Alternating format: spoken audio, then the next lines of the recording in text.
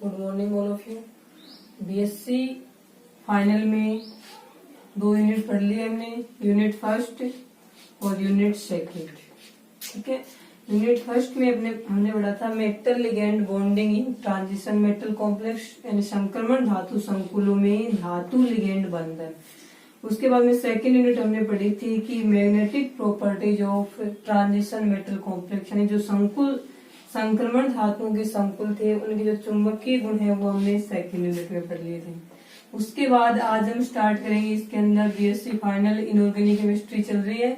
Inorganic chemistry में आज हम स्टार्ट करेंगे यूनिट थर्ड, जिसका नाम रहेगा ऑर्गेनोमेटेलिक कंपाउंड, यानी कारक धात्विक यौगिक। ठीक है, ये पढ़ना है ऑर्गेनोमेटेलिक कंपाउंड यानी कारक धात्विक यौगिक। तो इस यूनिट में हमें क्या क्या पढ़ना है वो देखें। सबसे पहले हम पढ़ेंगे कारक धात्विक यौगिक किसे कहते हैं। उसके बाद पढ़ेंगे हम इनका नोमेनक्लेचर, नामकरण। उसके बाद पढ़ेंगे हम जो कारक धात्विक यौगिक हैं उनका क्लासिफिकेशन है वो 2-3 प्रकार से किया गया है, वो क्लासिफिकेशन पढ़ेंगे। उसके बाद में हम अलग अलग धातुओं के जो यौगिक हैं, जैसे कि एल्यूमिनियम है, लिथियम है, जिंक है, टिन है, टाइटेनियम है, इन धातुओं की जो कारक धात्विक यौगिक है वो पढ़ेंगे, इनकी केमिकल रिएक्शंस पढ़ेंगे। और लास्ट में हम एक टॉपिक आता है मेटल कार्बोनिल। मेटल कार्बोनिल है वो एक प्रकार से संकुल यौगिक भी होते हैं और कारक धात्विक भी यौगिक होते हैं। ये धातु कार्बोनिल पढ़ेंगे, इसके अंदर 3 एग्जाम्पल है आपके NiCO4 प्लस, और इसके अलावा है FeCO5 और एक है CrCO6। ये 3 मेटल कार्बोनिल आपके सिलेबस में है वो पढ़ेंगे। ठीक है, तो ये क्रम से आपको इस यूनिट में पढ़ना है। तो सबसे पहले हम इस यूनिट में पढ़ेंगे कि कारक धात्विक यौगिक या ऑर्गेनोमेटेलिक कंपाउंड है वो किसे कहेंगे। ठीक है, तो देखिए इसमें तो सबसे पहले हम पढ़ेंगे इसमें कि कारक धात्विक यौगिक किनको कहेंगे। तो देखिए इसमें सबसे पहले आएगा, सबसे पहले प्राचीन समय में ये माना जाता था कि कारक धात्विक यौगिक की जो डेफिनेशन है वो क्या दी गई थी कि वे यौगिक जिनके अंदर कोई ऑर्गेनिक ग्रुप, कोई ऑर्गेनिक समूह है किसी धातु परमाणु के साथ में जुड़ा हुआ होता है, तो ऐसे यौगिक कारक धात्विक यौगिक कहलाते हैं।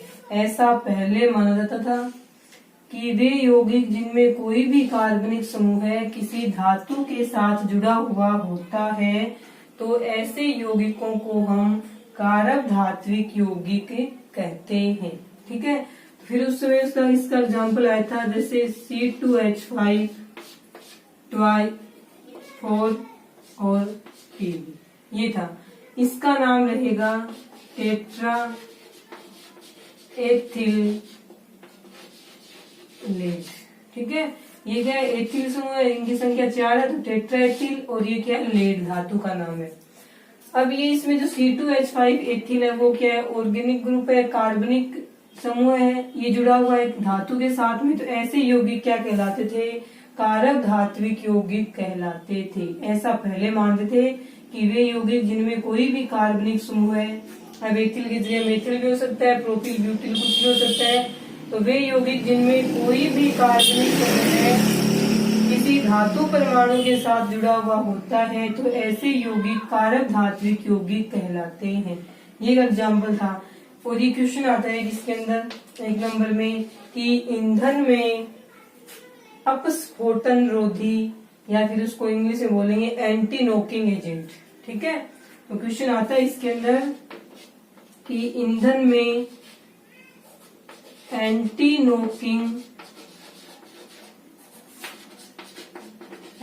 नॉकिंग एजेंट के रूप में क्या मिलाया जाता है। हिंदी में बोलते हैं इसको अपस्फोटन रोधी।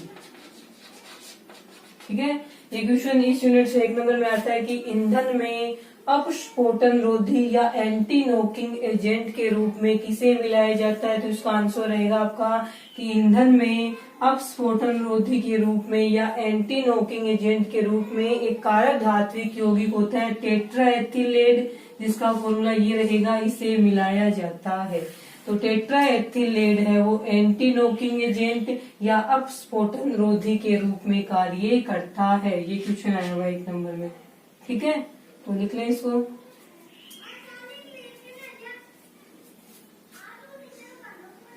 उसके बाद देखें इसके अंदर,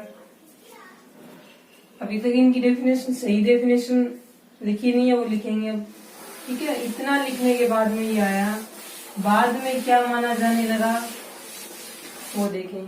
बाद में ये माना जाने लगा कि वे यौगिक जिनके अंदर कार्बन परमाणु, ठीक है, वे यौगिक जिनमें कार्बन एटम और मेटल एटम के बीच बॉन्ड प्रेजेंट होता है, वे क्या होंगे, कारक धात्विक यौगिक होंगे। यानी वे यौगिक जिनमें सीएम बंध यानी कार्बन मेटल बॉन्ड प्रेजेंट होता है, उन यौगिकों को कारक धात्विक यौगिक कहा जाता है। उसी के साथ में एक डेफिनेशन और दी गई, उसके अंदर क्या बताया कि वे यौगिक जिनके अंदर कार्बन एटम, वे यौगिक जिनमें कार्बन एटम अपने से कम ईएन वाले परमाणु हाइड्रोजन के अलावा, कार्बन की ईएन कितनी होती है, 2.5 होती है, और हाइड्रोजन की ईएन है वो होती है 2.1। अब हाइड्रोजन की भी इससे कम है, तो इसमें डेफिनेशन में ये बताया जाता है कि वे यौगिक जिनमें कार्बन परमाणु अपने से कम ईएन वाले परमाणु के साथ जुड़ा हुआ होता है, उन यौगिकों को कारक धात्विक यौगिक बोलेंगे। अब कार्बन से कम ईएन तो लगभग किसकी मिलती है, धातुओं की मिलती है। ठीक है, कार्बन से कम ईएन किनकी मिलेगी, धातुओं की मिलेगी। लेकिन इसमें से हमें हाइड्रोजन को क्या रखना है, अलग रखना है, तो इसकी डेफिनेशन में लिखेंगे साथ में हम ये। तो डेफिनेशन हो जाएगी इसकी कि वे यौगिक जिनमें कार्बन परमाणु अपने से कम ईएन वाले हाइड्रोजन के अलावा परमाणुओं से जुड़ा हुआ रहता है, तो ऐसे यौगिक कारक धात्विक यौगिक कहलाते हैं। तो एक वो फर्स्ट डेफिनेशन थी, ये सेकंड और थर्ड है। उसके बाद में इन तीनों को मिलाकर एक डेफिनेशन दी गई एक साथ में कि वे यौगिक जिनमें सीएम बॉन्ड या कार्बन धातु बंध उपस्थित होता है तथा जिनमें कार्बन परमाणु हाइड्रोजन के अलावा अपने से कम ईएन वाले धातुओं के साथ जुड़कर जो यौगिक बनाता है, उन यौगिकों को हम कारक धात्विक यौगिक कहते हैं। वे यौगिक जिनमें कार्बन परमाणु अपने से कम ईएन वाले परमाणुओं ब्रैकेट में लिखना धातुएं हाइड्रोजन के अलावा बंध बनाता है, उन्हें कारक धात्विक यौगिक कहते हैं और इन यौगिकों में सीएम बॉन्ड प्रेजेंट होता है। ठीक है, ये थी इसकी डेफिनेशन की कारक धात्विक यौगिक किनको बोलेंगे। अब इसमें एग्जाम्पल आएगा CH3Li। ठीक है, CH3Li में इस प्रकार से बॉन्ड रहेगा आपका, ये था CH3Li। अब इसके अंदर इस परिभाषा में क्या माना गया है कि कार्बन है वो अपने से कम ईएन वाले परमाणु के साथ में जुड़ेगा, और मुख्य रूप से कार्बन से कम ईएन है वो धातुओं की होती है। तो परिभाषा में ये लिखा हुआ नहीं है कि ये कार्बन धातु के साथ जुड़ा हुआ है, वहां तो ये लिखा हुआ है कि कार्बन अपने से कम ईएन वाले तत्वों के साथ जुड़ता है, तो इससे कम तो किसकी रहेगी, ईएन धातुओं की रहेगी।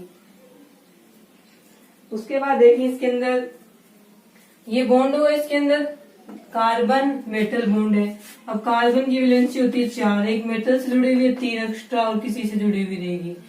अब देखिए इसमें कार्बन से इसकी ईएन कम है, तो निश्चित है कि इसके ऊपर क्या आएगा, आंशिक धनावेश, और कार्बन पे क्या आता है, आंशिक ऋणावेश। जिसकी ईएन ज्यादा होती है वो बॉन्ड की इलेक्ट्रॉन को अपनी तरफ आकर्षित करेगा, जिससे उस पे आंशिक ऋणावेश, और दूसरे परमाणु पे क्या आएगा, आंशिक धनावेश आ जाएगा। तो ये बॉन्ड है वो कैसा हो गया, पोलर नेचर का हो गया। नहीं, कारक धात्विक यौगिकों में ये क्या होता है, पोलर नेचर का बॉन्ड यानी ध्रुवीय प्रकृति का बॉन्ड उपस्थित होता है। इस कारण से कारक धात्विक यौगिक हैं वो ध्रुवीय प्रकृति के होते हैं।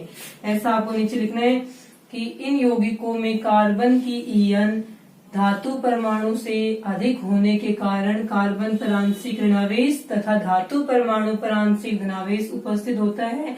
इस प्रकार से इन यौगिकों के सीएम बंध में आंशिक ध्रुवीय गुण के आ जाने से ये यौगिक ध्रुवीय प्रकृति के होते हैं।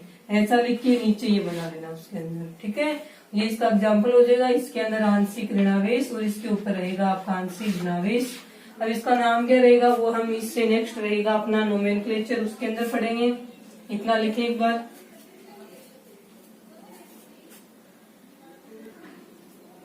उसके बाद देखें आप इनके अंदर नोमेनक्लेचर ऑफ ऑर्गेनोमेटेलिक कंपाउंड।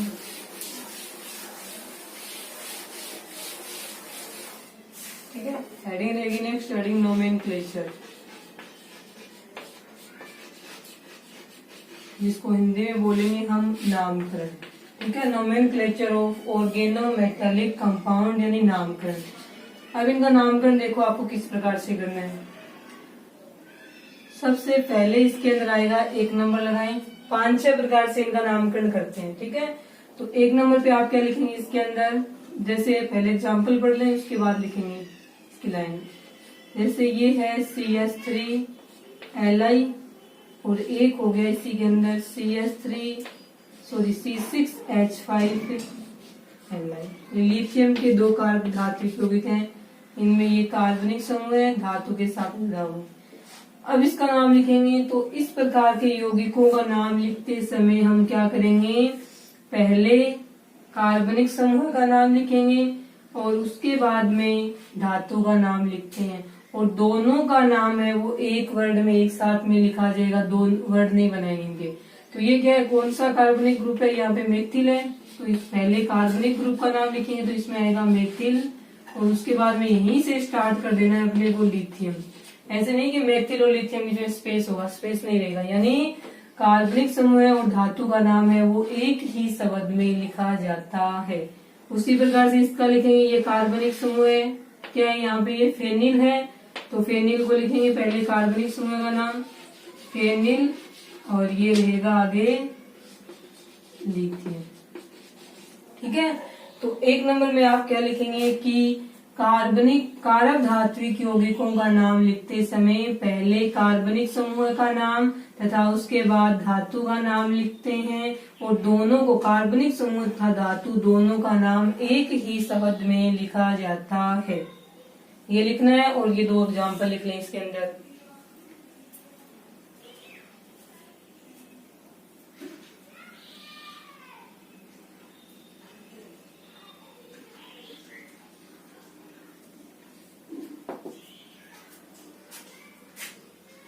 लिख लिया होगा। उसके बाद में आप इसके अंदर देखें सेकंड के अंदर क्या रहेगा, पहले 2 एग्जाम्पल देखें और उसके बाद में इसमें लाइन लिखेंगे। जैसे आपका आ गया ये C2H5 ट्वाइस, और यहाँ पे लिख दिया हमने जिंक, और इसी प्रकार से आ जाएगा C2H5 थ्राइस, और यहाँ पे आ गया जैसे एल्यूमिनियम।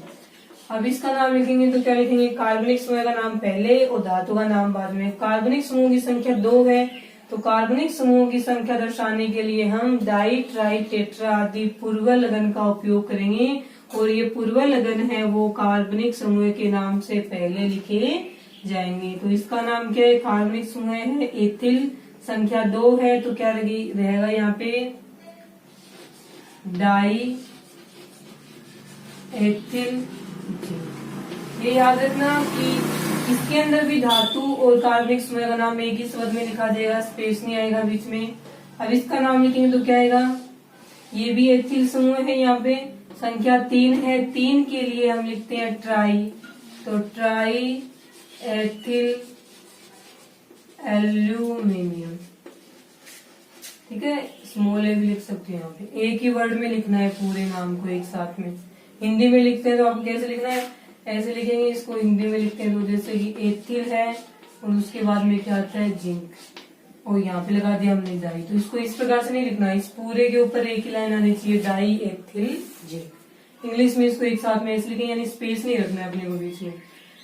तो इस प्रकार की इसके अंदर लाइन क्या लिखी जाएगी कि वे कारक धात्विक यौगिक जिनमें कार्बनिक समूहों की संख्या 2 या 2 से अधिक होती है, उनमें कार्बनिक समूहों की संख्या दर्शाने के लिए कार्बनिक समूह के नाम से पहले डाई, ट्राई, टेट्रा आदि पूर्वलगन का उपयोग करेंगे और उसके बाद कार्बनिक समूह का नाम और उसके बाद धातु का नाम है वो एक ही शब्द में लिखा जाएगा। उसी प्रकार से ये लाइन लिख के 2 एग्जाम्पल कर लो इसके अंदर लिखिए।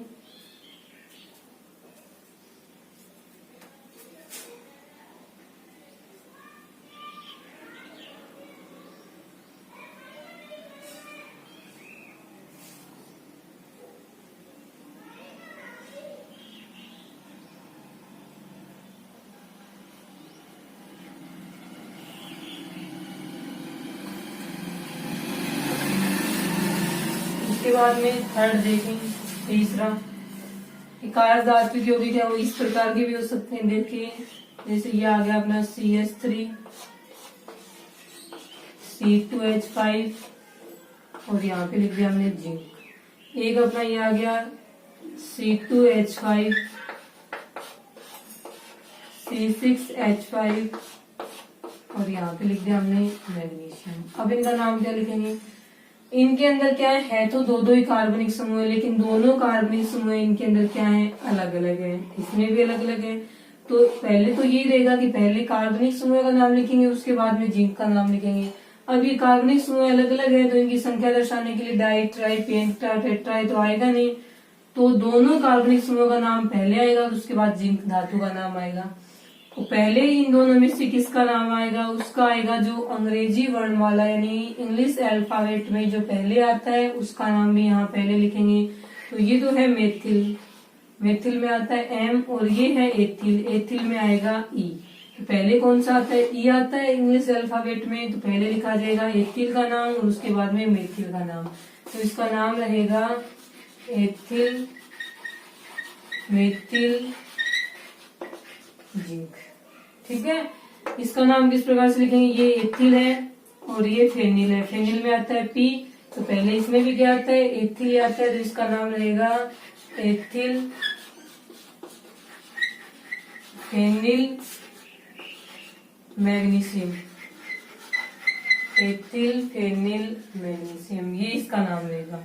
तो इसके अंदर जो लाइन लिखी जाएगी वो क्या होगी? यदि कार्बनिक यौगिक में 2 अलग अलग प्रकार के कार्बनिक समूह उपस्थित हों तो कार्बनिक समूहों का नाम अंग्रेजी वर्णमाला के क्रम में लिखा जाता है तथा उसके बाद धातु का नाम लिखा जाएगा और तीनों नाम है वो एक ही शब्द में लिखे जाएंगे। तो दोबारा सुनो एक बार कि वे कारक धात्विक यौगिक जिनमें अलग अलग प्रकार के कार्बनिक समूह उपस्थित होते हैं तो उन यौगिकों में कार्बनिक यौगिकों का नाम अंग्रेजी वर्णमाला के क्रम में लिखा जाएगा, अर्थात जो कार्बनिक समूह अंग्रेजी वर्णमाला के क्रम में पहले आएगा उसको पहले लिखेंगे और जो बाद में आएगा उसको बाद में लिखा जाएगा।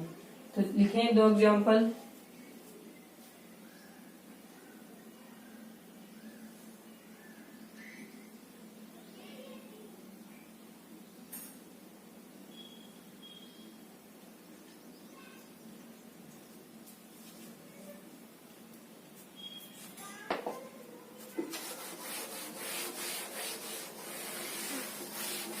उसके बाद में 4th नियम है, उसके अंदर देखो आपके 2 ये हैं कार्बनिक यौगिक है, एक आपका इस प्रकार से मैग्नीशियम,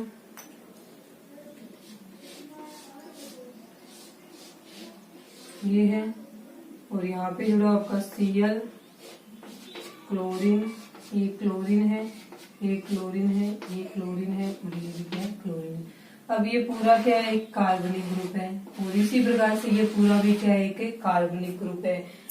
इस पूरे को कार्बनिक ग्रुप माने 2 कार्बनिक ग्रुप है और दोनों ही कार्बनिक ग्रुप क्या है? इसके अंदर बिल्कुल एक जैसे हैं, जैसा ये है वैसा ये है। तो इसके अंदर क्या था कि यदि कार्बनिक समूह में क्या हो? प्रतिस्थापन हो। प्रतिस्थापन का मतलब है कि यदि कार्बनिक समूह में प्रतिस्थापी जुड़े हुए होते हैं तो प्रतिस्थापियों का जो संख्या है उन संख्या को दर्शाने के लिए हम कार्बनिक समूह के नाम से पूर्व पूर्वलगन डाई, ट्राई, टेट्रा, पेंटा आदि का प्रयोग करेंगे। और यदि कार्बनिक समूह एक जैसे होते हैं तो उनकी संख्या दर्शाने के लिए हम यहाँ पे डाई ट्राई नहीं है, क्योंकि कार्बनिक समूह के खुद के अंदर ही डाई ट्राई टेट्रा पेंटा नाम आ रहा है, तो ये दोनों एक जैसे हैं, तो इनकी संख्या यानी कार्बनिक समूहों की संख्या दर्शाने के लिए हम 20, 30, टेट्राकिस, पेंटाकिस आदि पूर्वलग्नों का प्रयोग करेंगे। लाइन फिर से बोल देंगे एक बार, इसका नाम देखो। अब इसके अंदर देखो नंबरिंग यहाँ से स्टार्ट करते हैं, 2, 3, 4, 5 और 6। इसके अंदर भी सेम 3, 4, 5 और 6। अब क्लोरीन कहाँ पे जुड़े हुए हैं, 2, 4, 6 पे जुड़े हुए हैं। वैसे इसके अंदर भी 2, 4, 6 पे जुड़े हुए हैं। और दोनों एक जैसे ना कार्बनिक समूह, 2 हैं तो 2 के लिए क्या लिखते हैं हम, 20 लिखते हैं, 20। ठीक है। उसके बाद में कार्बनिक समूह का नाम लिखेंगे तो वो ब्रैकेट में लिखा जाएगा। अब कार्बनिक समूह का नाम क्या है, 2, 4, 6। इनकी संख्या भी दर्शाएंगे कि जो प्रतिस्थापी हैं वो कार्बनिक समूह में कहाँ जुड़े हुए हैं। 2, 4, 6 कितने संख्या में, 3 है, तो यहाँ पे क्या आएगा, ट्राई, 2, 4, 6 ट्राई। यहाँ पे क्या आ जाएगा, ट्राई फेनिल। उसके बाद में क्या आएगा, magnesium, tri phenyl magnesium. Bracket बंद कर देना, क्योंकि 20 यदि मैग्नीशियम को ब्रैकेट के अंदर लिखोगे इसका मतलब मैग्नीशियम की संख्या 2 है, लेकिन अपने पास मैग्नीशियम 1 है। डबल क्या है, जो ब्रैकेट में लिखा हुआ है उसी की संख्या डबल है, मैग्नीशियम डबल नहीं है इसके अंदर। तो इसका नाम लिखा जाएगा 20, 2, 4, 6 ट्राई फेनिल मैग्नीशियम। ये इसका क्या हो जाएगा, IUPAC नाम है वो हो जाएगा। सॉरी इसके अंदर एक रह गया, ट्राई क्लोरो, क्लोरो की संख्या 3, वो नहीं लिखी इसमें। ठीक है, तो ये आ जाएगा ट्राई क्लोरो फेनिल मैग्नीशियम। तो इसके अंदर जो लाइन लिखी जाएगी वो ये होगी कि यदि काराधात्विक यौगिकों में कार्बनिक समूह में प्रतिस्थापन या कार्बनिक समूह में प्रतिस्थापी उपस्थित लिखा जाएगा। जो लाइन लिखी जाएगी वो देखें कि यदि कार्बनिक समूह में कोई प्रतिस्थापी उपस्थित हो तो प्रतिस्थापी की संख्या दर्शाने के लिए उसके नाम से पहले पूर्वलगन डाई, ट्राई, टेट्रा, पेंटा आदि का प्रयोग करेंगे तथा उसका नाम उसकी स्थिति को दर्शाते हुए लिखेंगे। ये है इसकी पोजीशन की प्रतिस्थापी यहाँ उपस्थित है, उसकी स्थिति को दर्शाते हुए लिखेंगे। तथा यदि कारक धात्विक यौगिक में 2 एक जैसे कार्बनिक समूह उपस्थित हों, उसी कंडीशन में जब यहाँ पे क्या हो, प्रतिस्थापन है, तो तथा यदि उस कारक धात्विक यौगिक में 2 एक जैसे कार्बनिक समूह उपस्थित हों तो उनकी संख्या दर्शाने के लिए हम 20, 30, टेट्राकिस, पेंटाकिस आदि पूर्वलग्नों का प्रयोग करते हैं। ये लिखा हुआ है, फिर ब्रैकेट आया, इसका मतलब जो ब्रैकेट में लिखा हुआ है वही डबल है, 20 का मतलब 2 बार है। मैग्नीशियम मत लिखना ब्रैकेट में, क्योंकि मैग्नीशियम है वो 1 बार मिलेगा, पूरा नाम है वो एक ही वर्ड में लिखा जाएगा। देखें इसको,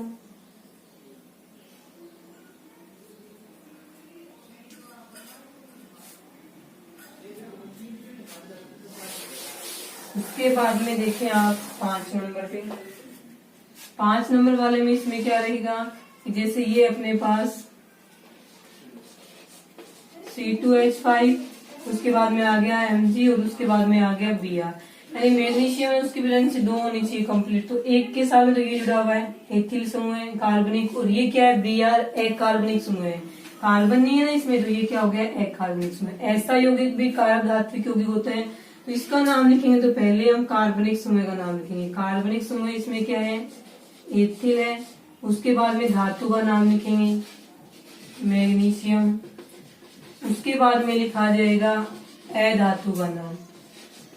तो वे कारक धात्विक यौगिक जिनमें कार्बनिक समूह के साथ साथ अकार्बनिक समूह भी उपस्थित होता है, तो ऐसे यौगिकों का नाम लिखते समय पहले कार्बनिक समूह का नाम, उसके बाद धातु का नाम तथा उसके बाद अकार्बनिक समूह का नाम लिखा जाता है, तथा कार्बनिक समूह व धातु का नाम एक ही शब्द में लिखेंगे तथा अकार्बनिक समूह का नाम अलग से लिखा जाएगा। ये देखो, कार्बनिक समूह धातु का नाम एक वर्ड में है, स्पेस आने के बाद में अकार्बनिक समूह का नाम लिखा हुआ है। इसी प्रकार से आप दूसरा एग्जाम्पल देखें, C2H5 ट्वाइस SnCl2, ये आपका सेकेंड एग्जाम्पल है। तो इसके अंदर ये दो क्या है, कार्बनिक समूह, दो क्या है, अकार्बनिक समूह है। तो इनकी संख्या को पूर्वलगन से दर्शाएंगे। तो पहले कार्बनिक समूह का नाम और इसकी संख्या दो है, तो इसको क्या लिखेंगे, बाई, या फिर हम लिख देंगे यहाँ पे diethyl tin dichloride. अब अकार्बनिक समूह क्लोरीन है, इसकी संख्या भी दो है तो डाई क्लोराइड, इसकी संख्या दो है तो डाई एथिल, और टिन क्या है, यहाँ पे धातु है। तो धातु और कार्बनिक समूह का नाम एक शब्द में लिखेंगे और अकार्बनिक समूह का नाम है वो अलग से लिखेंगे।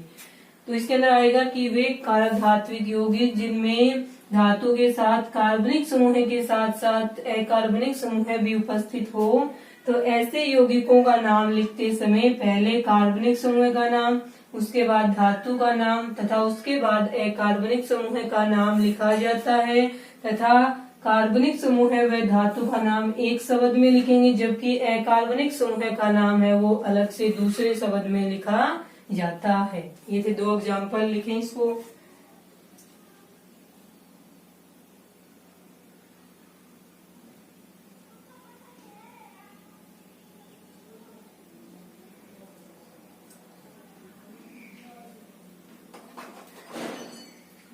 ठीक है, उसके बाद देखिए 6 नंबर के कारक धात्विक यौगिक। अब इसके अंदर जो 6 नंबर वाले कारक धात्विक यौगिक हैं, इसके अंदर मैंने पहले भी पढ़ लिया कि जो मेटल कार्बोनिल होते हैं इनके अंदर भी धातु कार्बन बंध पाया जाता है। इस कारण से इन यौगिकों को भी कारक धात्विक यौगिकों की श्रेणी में रखा जाता है, क्योंकि इन यौगिकों की डेफिनेशन में हमने लिखा था कि वे यौगिक जिनमें धातु कार्बन बंध होगा वे भी कारक धात्विक यौगिक कहलाएंगे। इसी कारण से जो धातु कार्बोनिल जिनके अंदर धातु कार्बन बॉन्ड प्रेजेंट होता है वे कारक धात्विक यौगिक कहलाएंगे।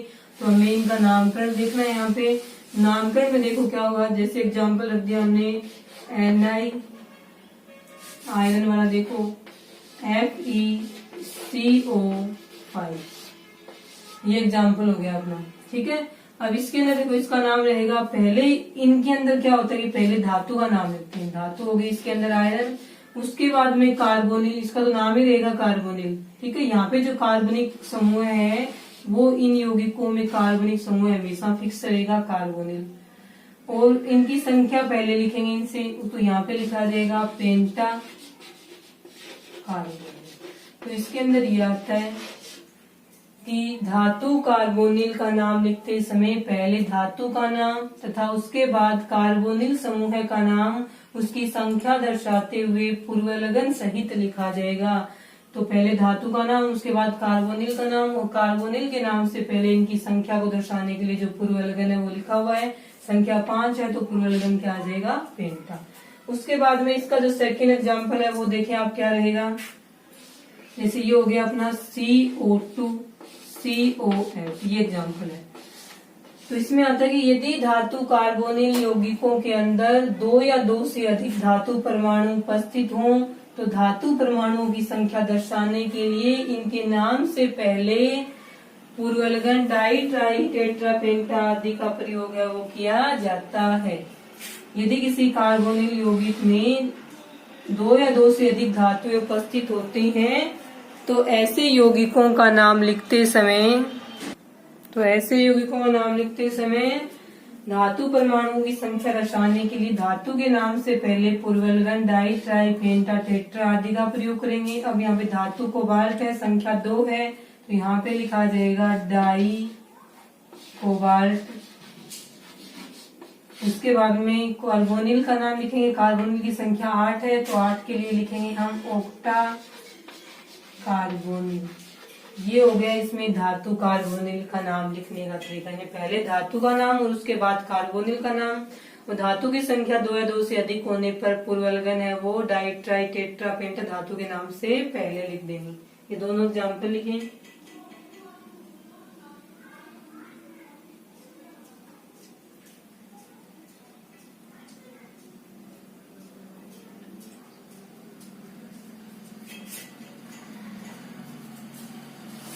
एक लास्ट प्रकार हो रहा है इसके अंदर, वो देखें इसके अंदर आता है 7 नंबर में कि जो सिलिकॉन है उसकी जो कारक धात्विक यौगिक हैं उनको क्या बोलते हैं, सिलेन बोलते हैं। सिलेन उसको हिंदी में बोलते हैं, इस प्रकार से लिखा जाएगा सिलेन। तो सिलिकॉन के कारक धात्विक यौगिकों को सिलेन के नाम से प्रदर्शित किया जाता है, या फिर ये बोले सिलिकॉन के कारक धात्विक यौगिक सिलेन कहलाते हैं। इनका नाम लिखेंगे ना तो लास्ट में क्या आएगा, सिलेन जोड़ देंगे, सिलिकॉन नहीं लिखेंगे यहाँ पे। तो जैसे ये आ जाएगा आपका CH3 4Si, ये सिलिकॉन का कारक धात्विक यौगिक है। तो इसका नाम लिखेंगे तो ये पहले कार्बनिक समूह का नाम लिखा जाएगा, फिर धातु का नाम लिखा जाएगा। कार्बनिक समूह क्या है, 4 है संख्या में, तो यहाँ पे क्या लिखेंगे हम, टेट्रा मेथिल सिलेन। अब इसके अंदर देखो आप सिलिकॉन नहीं लिखा, हमने सीधा ही क्या लिख दिया, सिलेन लिख दिया। तो पहले कार्बनिक समूह का नाम पूर्वलगन सहित संख्या दर्शाते हुए, उसके बाद में आ जाएगा सिलेन। उसके बाद में एक ये ध्यान से देखिए, इसके अंदर जैसे ये है CH3 ट्वाइस SiCl2, ये है, इसके अंदर कार्बनिक समूह भी है, अकार्बनिक समूह भी है। लेकिन पहले जो रूल पढ़ा था हमने वो क्या था कि ऐसा होने पर कि वे कारक धात्विक यौगिक जिनमें कार्बनिक समूह के साथ साथ अकार्बनिक समूह उपस्थित होता है, उनमें पहले कार्बनिक समूह फिर धातु और उसके बाद में अकार्बनिक समूह लिखेंगे। लेकिन इसमें ऐसा वो नहीं होता, इसमें क्या होता है कि पहले कार्बनिक समूह का नाम संख्या दर्शाते हुए पूर्वलगन सहित, उसके बाद में अकार्बनिक समूह का नाम संख्या दर्शाते हुए पूर्वलगन सहित, और उसके बाद में इसमें क्या लिखा जाएगा, सिलिकॉन के लिए जो सिलेन नाम लिखते हैं वो लिखा जाएगा। तो इसके अंदर पहले कार्बनिक समूह रहेगा तो इसके अंदर नाम आएगा डाई मेथिल, यहाँ पे क्या आएगा डाइक्लोरो, कार्बनिक समूह का नाम डाइक्लोरो सिलेन, और ये पूरा नाम है वो एक ही वर्ड में लिखा जाएगा। ठीक है, पूरा नाम एक ही वर्ड में, यानी कि ये जो है कार्बनिक समूह है वो बीच में आ गए ना, इस कारण से पूरा नाम एक वर्ड में लिखा है। तो सिलिकॉन के जो कारक धात्विक यौगिक है उन्हें सिलेन कहेंगे। तो ये तो कॉमन एग्जांपल जैसे पहले था वैसे ये चेंज है कि सिलिकॉन के कारक धात्विक यौगिकों में कार्बनिक समूह और अकार्बनिक समूह दोनों का नाम सिलिकॉन के नाम से पहले लिखा जाएगा, और सिलिकॉन का नाम इसमें सिलेन लिखा जाता है। और कारक धातु ये जो कार्बनिक और अकार्बनिक में से पहले कार्बनिक का नाम लिखा जाएगा और उसके बाद में अकार्बनिक का नाम लिखा जाएगा, और वो का नाम इनकी संख्या को दर्शाते हुए लिखा जाता है। ये था इसमें कारक धातु यौगिकों का नामकरण, जो कि 7 प्रकार से हो सकते हैं। यानी 7 प्रकार के जो यौगिक बताए हैं वो क्या थे, कारक धात्विक यौगिक थे, और इनका नामकरण है वो हम इस प्रकार से करेंगे। उसके बाद हमारा जो कल नेक्स्ट टॉपिक रहेगा वो क्या होगा, क्लासिफिकेशन ऑफ ऑर्गेनोमेटेलिक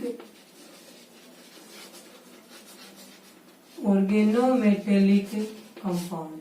कारक धात्विक यौगिकों का जो वर्गीकरण है, जो 3 प्रकार से 3 आधार रख के किया हुआ है, वो हम कल की क्लास में पढ़ेंगे। आज के लिए इतना ही।